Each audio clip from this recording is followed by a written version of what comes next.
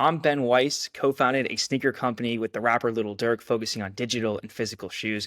And we're launching this podcast to be able to provide insight into how people who have disrupted the world, who have done impressive things, how they've done that from the beginning of their journeys all the way to now. And we're honored to have Joost de Vries, CEO of the DeLorean Motor Company, building out a new electric DeLorean vehicle to discuss how he started out in the automotive space, got to where he is now, and he shares some really interesting features about the car, where they're headed into with upcoming vehicles, and their innovative NFT pre-order program, as well as many other things. So looking forward to getting into it with you guys. And here we go. Well, it's great to have you here, Yus. Appreciate it.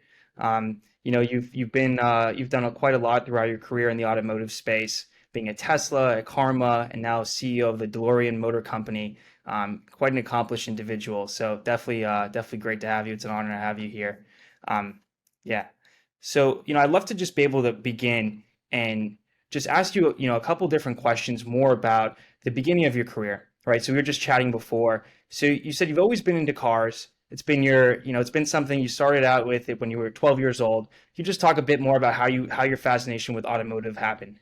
Yeah, I think my dad used to work in a company that moved us from country to country every 3 years. So you get exposed to a lot of different cultures and a lot of different cars. And Right. cars, I mean, as every little kid, you play with your Matchbox and your Hot Wheels and things like that. And then when I grew a bit older, I was begging for pocket money, and my mom basically said, if you want money, go find a job.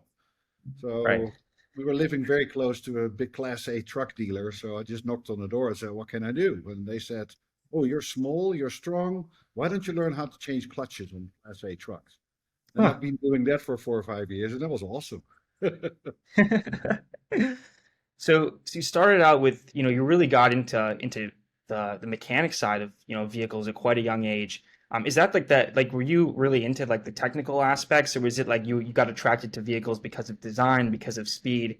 What really was it? I think design has always been my attraction, but Yeah, after design, you need to be able to build it. So true. as a young kid, you have a cheap car, a cheap motorcycle, so you're automatically forced to learn how to fix stuff. And Hmm. in my career, I studied automotive engineering and design.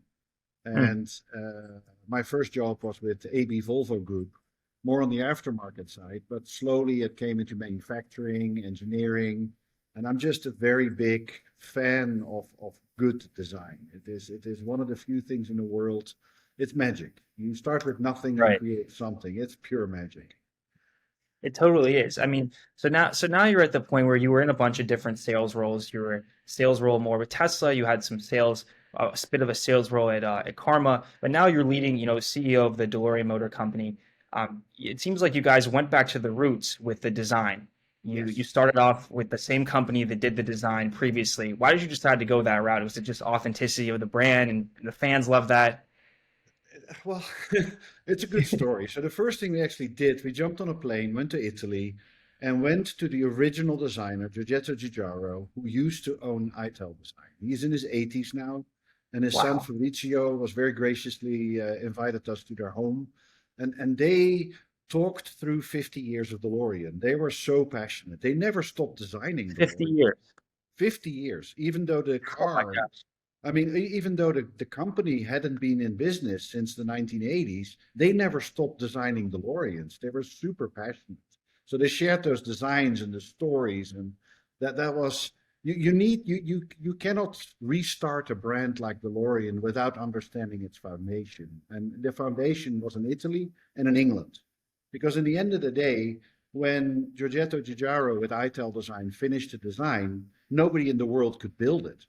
So then they went to Colin Chapman in Lotus and said, can you please help me and make it ready for production? So Colin went to Ford and to Volvo and to Renault and in everybody's parts bin, and he finally created a car that somebody could build. It was just an amazing story. And you need to understand that when you start to design a vehicle. Yeah. I mean, so they were just so passionate about the brand and the vehicles anyways. They were just designing these on their own, and then to have the opportunity to actually make this into a real production car. I'm sure they were just so excited. Oh, they were. They really were. Whatever we asked for was like, no, let me help you, let me help you. It just was amazing. And then we went back to ITEL Design, who by now was owned by the Volkswagen Group. And when you step into their headquarters in Torino, in Italy, the first thing you see there is a DMC 12.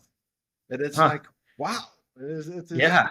and these people were equally as excited. And we spoke to one of the interior designers. He's the third generation that works at ITEL Design. So his grandfather worked on the interior of the DMC 12.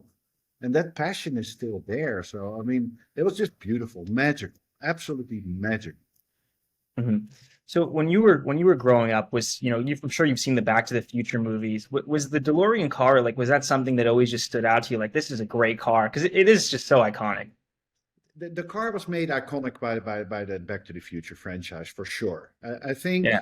and I was young at that time. I'm old enough now to remember those movies. I think Steven Spielberg's Ready Player One had a bigger impact on me than really the Back to the Futures, because the car was such a dark side of that story. It was really really cool.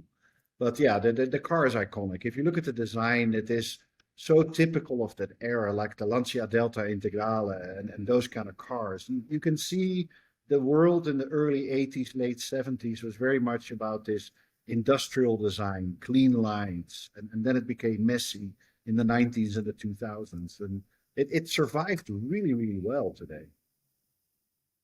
Yeah. It's interesting you say that. Um, it's when I saw the Ready Player One movie, there's this scene where there's the DeLorean vehicle and essentially it backs up and it kind of goes the opposite way of and it's like you kind of think like that's how it was with the car in the beginning. Like every other car was kind of going one way and then John DeLorean went like the completely opposite way with this vehicle and it became such a household name like car and just because of that. And I thought that scene really captured it well. And it was a great movie overall. Yeah. If you look at John, for me, John DeLorean was the Elon Musk of his era. His ego was bigger than the company. What they tried to do in Northern Ireland on a time scale that even today is crazy It's was just crazy. insane. And they did it. I mean, you have to give everybody in that team credit for what they achieved because they did the impossible. I mean, think about it. Having a factory with two doors, one for the Protestants, one for the Catholics. Outside the factory, they were killing each other. Inside the factory, they were building cars. It's just amazing if you just think about all the issues that they went through. It was pretty phenomenal. And also in the technical solutions they seeked out for the production, the injection molding on the body, how their axles worked, how they fit a really wrong engine into that car, and how they made it all work. It was pretty cool, but it still is. If you look in the engineering details, it's pretty cool what they did.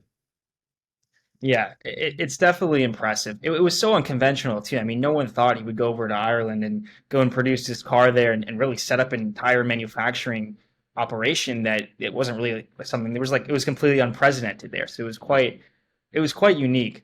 You guys have this interesting metaverse approach that you're doing. Clearly, you've been Yeah. inspired by Ready Player One. So you basically you can pre-order the vehicle, and then you get the opportunity to go and once you have the Alpha 5, like essentially first 80 something dollar pre-order, then you go and you have the opportunity to go and actually purchase this. You get this NFT slot, right? So why did you guys decide to do this NFT slot mechanism? I think it's pretty interesting. Uh, the backstory is frustration. When you since 2017, 18, when there's a hot car, you either have to have a good relationship with your dealer, or you're getting on some dumb list with the manufacturer. You don't hear anything until the car is Mm. ready to be sold. And we said, why can't we democratize access? Why can't we gamify this? So we said we're going to cut the factory in pieces, and the production slot number equals the VIN number, because I cannot do that with selling you a car, but I can sell you a piece of my factory. Mm. And when we launched that, the concept was 25% of our buyers is probably going to be the one that will buy our car. But the 75% of the people that buy the NFT, they have enough money to buy an NFT, but they'll never buy the car. But they can make some money in trading the NFT. So Mm. we want to gamify the whole experience of owning a piece of DeLorean before there is a physical car on the road. And Right. it worked out so magically. It was really, really cool. But you need to take that one step further. When you have an NFT, you're on a blockchain. So Right. what happens now when the car gets delivered? Everything that every other car manufacturer is collecting from the car, you will never know. We're going to put that on the blockchain. You have a gameable avatar. So Sony, Nintendo, EA, they all want to allow the brand to have a gameable avatar in their game. So you have a physical car, it's digital twin, and over the life of the vehicle, the digital twin will start collecting what that car in real world has done. So it's an absolute functional NFT until the car gets taken off the road, and then I can remotely kill your NFT. Really? So it is in the smart contract we have in the NFT is that you don't own the NFT, the car owns the NFT. And the physical car is always followed by a digital twin. And Huh. it's nobody has done this yet. It is just No trying one to has. combine the metaverse with the physical universe. So if you want to know as a buyer of a used DeLorean in 5 years from now, you want to know what happened to the car, it's all there. You don't need to go to Carfax. It's all on the blockchain. And Huh. it's a very, very different concept of looking at who owns the data in the new EV world than what anybody else was doing at the moment. Yeah, I mean, I think it's entirely different. How did you guys come up with this? Like, were you guys planning on doing this NFT route like originally? I have a very, very inventive chief brand officer who lived classic DeLorean as well as new DeLorean. And I have a lot of frustration that I cannot buy the car that I want. And we started talking, and we were at a Web3 conference somewhere, and we got partnered with some people who said, "Well, I've got the technology to do that." And it kind of born out of frustration and the anticipation because DeLorean was always forward looking. So why wouldn't we do something crazy by gamifying your pre-purchase process? Right. It definitely fits the brand. There's no question Yes. about that. and and it was when we launched in October, it was we were running crazy numbers. We crashed within 90 minutes. Wow. And it was then we found out the banks don't support NFTs. We had people with Chase Yeah. Sapphire cards physically go to the bank and said, "I want to buy this," and the bank is Really? saying, "No, we're not allowing you to buy it." Wow. It was so we went through 5 different payment rails. We had to open up a company in Wyoming. Oh my Our gosh. home bank had to set up a subsidiary in Wyoming.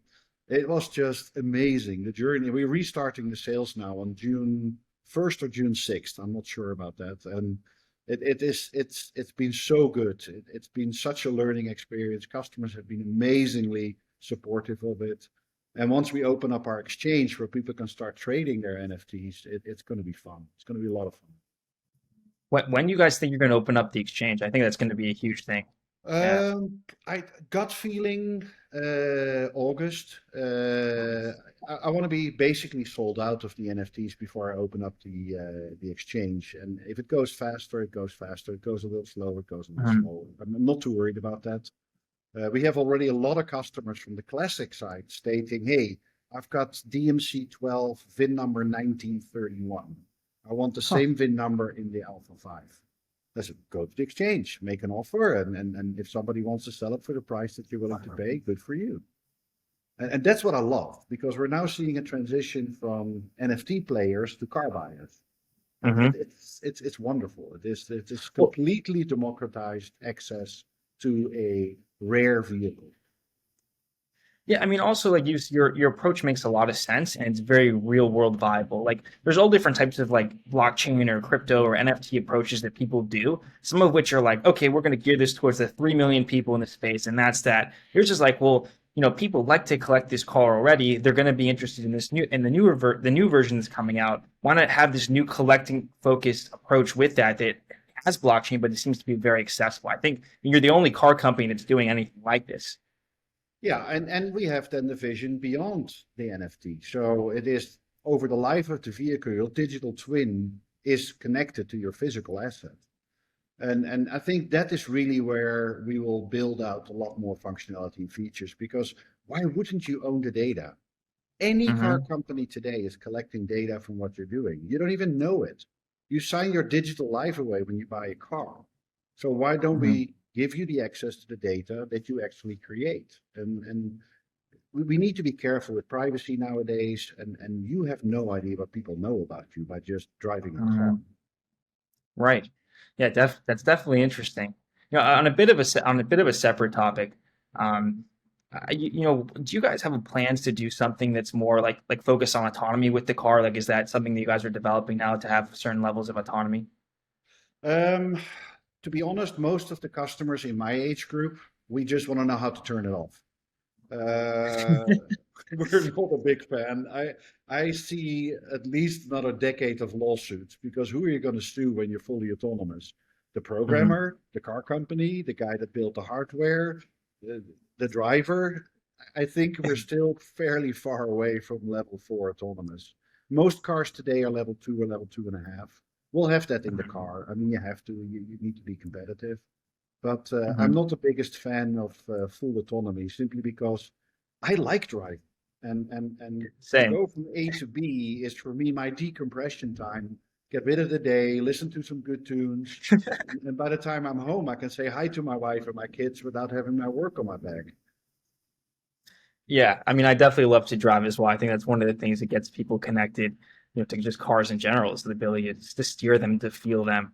It's definitely an important thing. You guys are basically building this out now. You're doing this 170 or so thousand-dollar vehicle. So I think you mentioned a couple of times that you want to go the SUV route. Like, when do you think the SUV route's going to happen, as well as like the mass market vehicles? Is that in plans? Like, you guys want to make like a 25, 30, $40,000 mass market car? No, no. We- No. We're we're we're the cars we're launching now are in what they call the F segment, so they're very expensive toys, low volume, expensive. The next vehicle will be in the crossover space, and that will be in what they call the E segment. So think size-wise, BMW X7, Cadillac Lyriq, those kind of Hmm. vehicles, but also in that price range. So just under 100,000 to somewhere in the mid 150s. It is exceedingly difficult to make a business case trying to scale in volume. I'd rather be a brand that is known for being unique and sometimes a bit wacky. And we do a lot of other things. You'll see us launch go-karts, e-bikes, Really? balloons, t-shirts. It's a lifestyle brand more than it tries to be a volume manufacturer. We don't need to be the next Volkswagen. Volkswagen is pretty good Right. at it. Well, you guys also have like an interesting competitive advantage that there's so much awareness around the DeLorean name and there's probably been brands working with you guys, throughout years and years. So you can integrate the car into so many like video games, into so many different types of products that can just expand this new version because you have that. So it's an interesting way to definitely build up the brand itself. Yeah, if you look at the business model from Ferrari, 55% of Ferrari's Right. revenue has nothing to Merchandise. do with cars. That's Yeah. exactly what we're pursuing too. You'll see us come out probably with home-based batteries, with toys, with Huh. a lot of different verticals that the brand is flexible enough to absorb, as long as we're good Mhm. enough, of course. Product is still king, but the brand is Right. allowing us to do it. It's always anchored by cars, but it doesn't mean I Mhm. need to build a million cars. It is I'd rather build 1,000 and Mhm. people will talk about me than building 100,000 and everybody's chasing the last penny in the bill of materials because that's not Right. us. That is, you're too late for that. It's very, very difficult to break in mass market Mhm. right. So right now you guys are looking at doing around 10,000 units, right? And so the next car, like, how limited are you guys thinking to do? Like what kind of range? You're looking normally at program volumes. Let's say our current program volume is for the Alpha 5 is only 4,000 units. Oh, Uh, 4,000. we're going to come out with a very unique vehicle that will be a lot smaller in volume Uh-huh. after the Alpha 5. And then we're going to come into the crossover space. And you need to think about 200,000 units over the life of the product globally.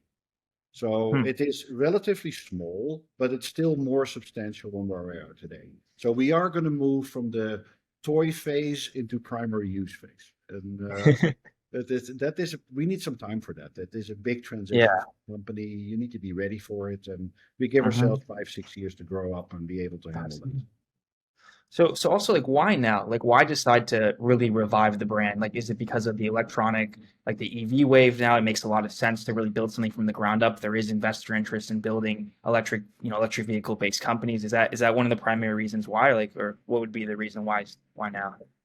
I go back to my time at Tesla. At the end of 2012, when we launched the Model S, there was no supply chain. So you had to vertically Mhm. integrate everything. Everything, Everything. everything.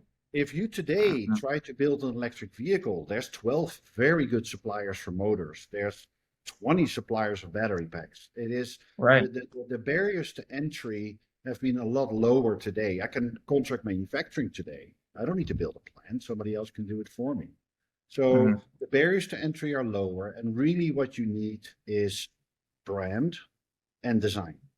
And then, of course, your unique features that you put into the car. And I think DeLorean was ready for that. The brand is universally known. The owners of the brand over the last 30 years have been very careful with the brand. Yeah. Uh, Very for careful. instance, in all the gaming that happened with DeLorean, and they were on every game, Asphalt, Need for Speed, whatever, the car was never allowed to be shot at or crashed. Really? Yes. So That those was are a the kind. criteria. That was a criteria. Otherwise, we would not land our brand into those games. And that is that protectiveness of the brand allows us today to say, hey, we're ready for the world now. We've shown the world what DeLorean in the future can be with the Alpha 5 that we launched last year. And now we need to build on that. Hmm. So for us, the barriers is more engineering lead time, validation lead time, supply chain, and but not vertical integration of a battery pack, because who cares? As long as it goes X miles and you have a warranty, you don't care who makes the battery pack. Hmm. So is the Alpha 5 it went like is it still on track for 2024? Like when do you think the first one's going to come be delivered to a customer? I think we'll have our smaller volume car come first. Okay. That's all I'm going to say about it. We haven't launched a final price. We haven't launched a final date yet. We're just signing our first dealers now. So we should be ready with the distribution network by the end of this year. Yeah. Um, you'll be able to buy the T-shirt before you can buy the car. It seems like people don't really mind that if a car comes later than when they initially expected it, as long as it's the right product and it's easy customer service. So I Yeah. think it'll be fine. Well, I mean, it's you still have people that are upset. Oh, you're late, but Yeah. we've never promised when. So that's one of the things that when you ask a question like this, I have to be vague, because if I say something, I have to live by it. Right. And Right. we're very strong in the organization that if you make a statement, you better bloody well deliver, because otherwise it's not right. And I'd rather be vague in those questions and just say, hey, it's coming, and I'll tell you when. Uh, and what I can share, I will share. Hmm. Yeah, you guys also like really like the DeLorean Motor Company has really interesting positioning in the market. Like if you look at the whole EV market now, right? You got Rivian with trucks, Tesla's got these like bit more mass market, but where's this like thing like supercar, just more higher end, really nice vehicle that's a sporty vehicle that's come out. Like Lucid has a more high end Rolls Royce at kind of comparison like vehicle. There's not like this Lamborghini, Ferrari like car that's out right now. So you really have this opportunity to go and take all of this market share and be this leader, because what other option even is there now besides the fact that, of course, it's a nice looking car and it's an iconic brand. Yeah, I think if you look at the market today, there's no EV sports car in the US today. You have a lot Right. of US cars that go fast. Tesla Model Sure. S, I'm not going to try to beat it. A Lucid Air, I'm not going to try to beat it, because it's no longer about the 0 to 60. It is about, how does the car feel? How do you wear the car? How does the car wear you? Uh, what kind of Mhm. emotional connection can I create between the product and the consumer? And I think there, the EV market has moved more towards a clinical approach. It's almost like an iPad on wheels. No, I want an emotional approach. Who is the sports car? DeLorean traditionally was the American-made sport car, and we're going to try to do the same with new DeLorean. Yeah, like all these different companies. There's a lot of different products that they're creating, but they can only move so fast, right? You guys are essentially, I mean, you're a well-known brand, but you're essentially a startup, right? You Yes, can move very quickly, and you can really get a product out and become the market leader because there's no other options. And this was what Tesla did originally, right? Like they became this market leader because there wasn't any other viable EV product. But this category is such a popular category. Like you mentioned before, Ferrari in that category, half of their revenue is essentially from merchandise. So the model makes a lot of sense. And there is so much interest in EV now. You guys are really well positioned to take that over and become a predominant player. Yes, it is not volume aspirations in that sense, but financial aspirations, absolutely. And I think that's also what you see with Porsche. Porsche became Yeah. a separate entity. 36% of their revenue is now non-automotive. They're going the Mhm. same route because it's difficult to differentiate, and especially when you build volume. If you have a Mhm. DeLorean Alpha 5 on every corner of the street, like you have it with the Tesla Model 3, why are you special? You become a tool. I don't want to be a tool. I want to be a toy, and that's Right. different. Yeah. So, you guys are building up right now. You're going to be releasing cars soon. Have you thought about doing the IPO? I mean, it's been so in the space, the IPO has been so like it's kind of went south for some people. It's been, we're so excited, we're going to do this IPO. There's no revenue coming in yet. There's all these great people behind it. You do the IPO, you go through a SPAC, and then it just crashes all the way down. And it does hurt the brand. And it's not talked about so much, but it does hurt the brand. So what are you guys thinking now? Like, you're going to wait a little bit, or do you want to Well, even building IPO? building a car is a 3,500 piece puzzle for the parts perspective. Anything you don't have to create that's unique to you is a win from a capital investment perspective. A factory for 50,000 units a year is roughly $400 million capital investment. We're not going to do that. So partnership heavy, cash poor. That is how we Mhm. basically operate. And the market is not conducive right now to do a spec or an RTO Right. or and the other problem is I'd rather wait and have a car on the road, have real customers, have real dealers, and Mhm. have real revenue before I have to go into the market and say we're going to be a public company. Mhm. Ultimately, we're going to have to be. That's no doubt about that. But the longer I can wait, the better my valuation, the more honest I can be to the market of who I am. If I would go live today, then every 90 days I have to tell all my shareholders what I did the last 90 days. Right. I need to build a car. I don't have time for that right now. So give me a couple more of those 90 days to develop the company before I have to go live. And we have wonderful shareholders today, private equity, some Mhm. funds. We're probably going to do another pre-market round of funding. And we're Mhm. finding people very interested in the brand and understand that it is better not to immediately IPO than try to get and race too fast to a finish line. Uh, it gives a lot of negativity. Look at Lucid. I mean, they're very cash rich. They have what 2.4 billion left in the bank, but now it's Mhm. like, oh, you only delivered 1,294 cars in the first Right. The quarter. That's scrutiny from investors. it is Yeah. the scrutiny is fine. Don't get me wrong, but it is a lot of those people that try to short sellers and things like that. When Tesla launched in September 2012 with the Model S, I was there. I know how tough it is. It is, but we needed the cash to scale to that level. But it wasn't fun with all the short sellers, I can tell you that. It Right. was very negative. I mean, they lost more money than the stock market, but that was the benefit of first mover. But yeah, give us time to mature. I think we'll be a stronger company. Mhm. We can stay out of the 90-day grind. So just the last question, you more of a fun question. So is there anything that happens in the car once the car hits like 88 miles an hour when it's supposed to go? Yes, there will be. It is, and we've played with that a lot. It is, we 3D scanned the DMC-12, Mhm. digitized it, and in the screens we have in the Alpha 5, the dashboard of the DMC-12 is in the Alpha 5 Okay. at 88 miles an hour, and it's functional. So you have a cassette player in there. When you hit the forward button, it actually works. It's Wow. yeah.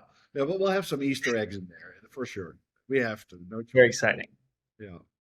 Yeah. Well, look, I appreciate you coming on. We're gonna wrap it up now, but I think it's you guys have a lot of really, amazing. You're really building something quite amazing. A lot of great potential, and I'm definitely excited to see how everything progresses.